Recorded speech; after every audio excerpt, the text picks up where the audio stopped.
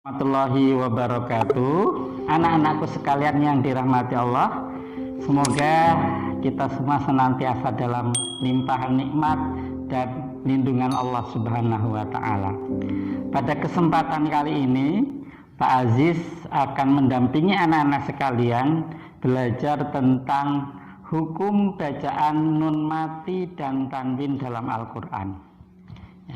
Nun mati adalah nun yang mempunyai harokat sukun, sedangkan tanwin adalah semua huruf hijaiyah yang berharokat an. Ini namanya fathah tanwin, atau in, ini kasroh tanwin, ya. Atau un, ya, namanya dhammah tanwin. Jadi tanwin itu adalah huruf hijaiyah yang berharokat an atau in atau un, ya. Oke, mengapa dalam ilmu tajwid antara hukum bacaan nun mati dan tanwin itu sama? Karena nun mati dan tanwin itu mempunyai kesamaan. Kalau kita ketika membaca Al-Quran kok menemukan bacaan min, ini nun mati ini juga dibacanya min. Terus kalau kita menemukan mim berharokat kasroh tanwin itu juga dibaca min. Jadi sama-sama bunyi bacaan akhirnya adalah n, ya. Sehingga dalam ilmu tajwid hukum bacaannya itu sama. Terus ada berapa sih jumlah hukum bacaan nun mati dan tanwin? Secara garis besar jumlah hukum bacaannya ada 4. Yang pertama idhar, jelas, ya. Yang kedua idgham, masuk. Yang ketiga iklab, berubah. Dalam kasus ini adalah karena bacaan e-nya nanti berubah menjadi m, ya, makanya dinamakan iklab.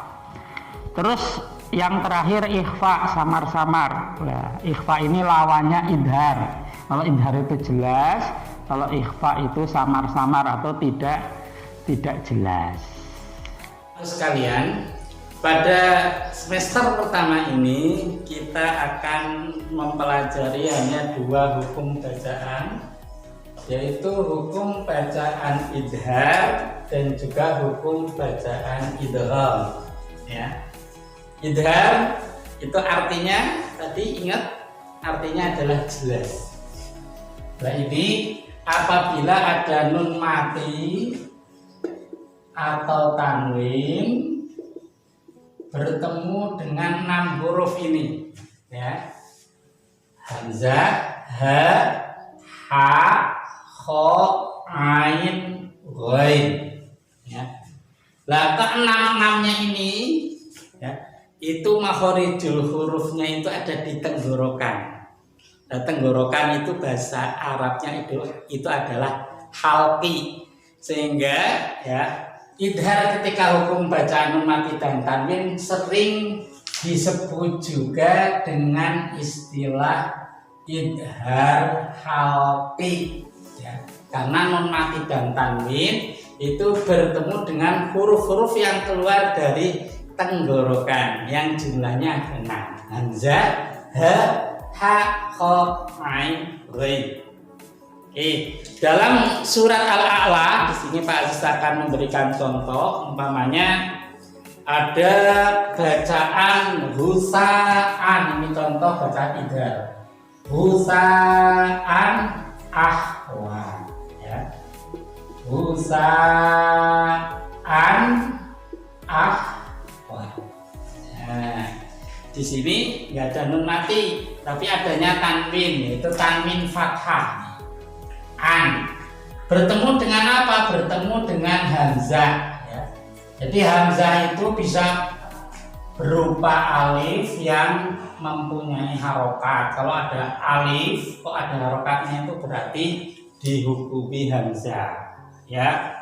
Husaan ahwa harus dibaca jelas, tidak boleh dengung, tidak boleh samar-samar, apalagi berubah menjadi m, itu tidak boleh, ya.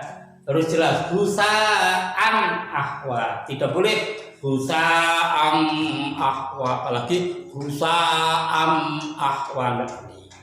Ya. Kemudian ya sampai sini sudah paham ya baca idhar. Kemudian bacaan idgham. Ya, idgham itu artinya masuk. Nah, kalau ketika kita membaca Al-Qur'an kok kita menemukan tanda ini ya tasdid, nah ini berarti di kalimat tersebut ada bacaan idgham ya. Bacaan idgham dalam hukum nun mati dan tanwin itu ada dibagi menjadi dua macam. Yang pertama idgham bihunah.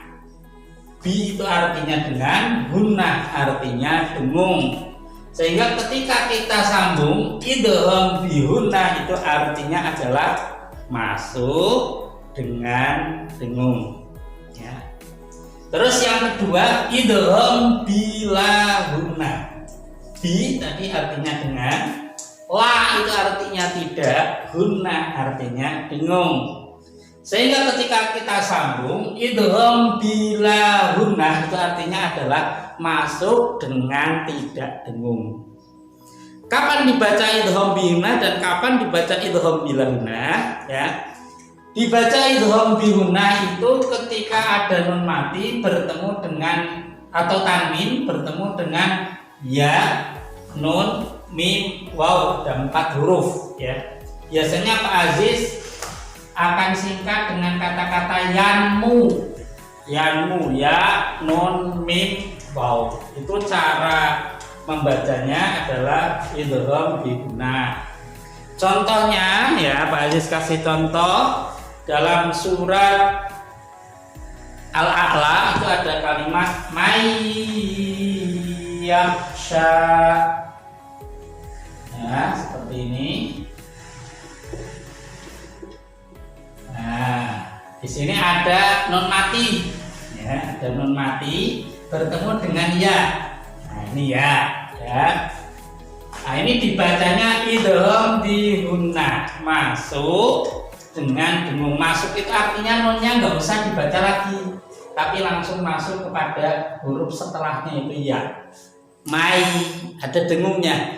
Mai yahsha, nggak boleh jelas man yahsha, itu enggak boleh, harus ada dengungnya. Masuk ya, pertama masuk, nunnya nggak usah dibaca, n-nya langsung masuk ke huruf setelahnya, may yahsha. Paham ya sampai sini? Selanjutnya adalah idgham bilahunah. Kapan dibaca idgham bilahunah? Yaitu ketika ada nun mati atau tanwin bertemu dengan 2 huruf, yaitu lam sama ro. Pak Aziz biasa menyingkatnya dengan kata-kata lari, lamro, lari itu lamro. Oke, Pak Aziz kasih contoh dalam surat At-Tariq ya. Ini ada kalimat kullu nafsil lamma. Ini ya, ada kalimat seperti ini. Kullu nafsil lamma. Nah, ini di sini nggak ada nun mati ya, adanya tanwin, sin. Nah, ini kasroh tanwin yang bertemu dengan lam. Nah, kullu nafsil lamma. Sama cara membacanya adalah idgham. Ini sinnya itu n-nya dihilangkan, langsung masuk huruf setelahnya sil ya. Tetapi bedanya dengan idgham bihunah itu yang idgham bilahunah nggak usah pakai dengung. Kullu nafsil lamma. Kalau tadi mai ada dengungnya, kalau ini nggak usah pakai dengung. Kullu nafsil lamma. Oke, paham ya? Mungkin itu saja yang bisa Pak Aziz sampaikan ya. Semoga anak-anak semua dapat memahaminya ya. Dari Pak Aziz cukup sekian. Wassalamualaikum warahmatullahi wabarakatuh.